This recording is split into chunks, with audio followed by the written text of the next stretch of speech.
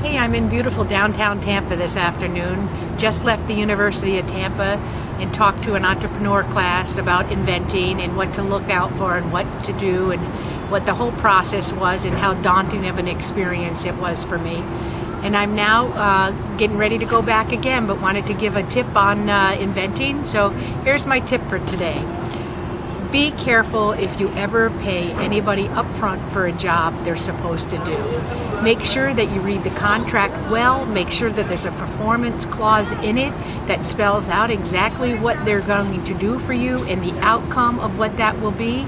If they say that they're going to get your invention on the shelves of a retail store, make sure it spells that out in the contract.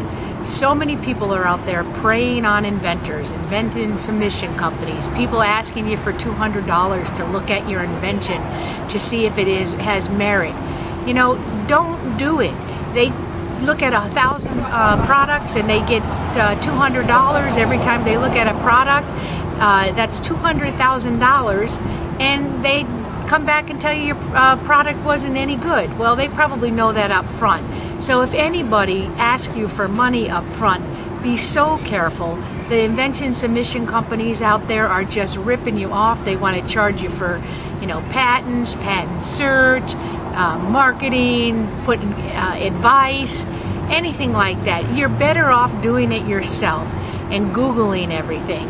If you need any tips or have any questions that you'd like answered about this or the process or about people taking money up front or contracts, feel free to email me at snapitscrew@gmail.com or leave a message on my blog here at nancytedeschi.com, and I'll be happy to get back to you.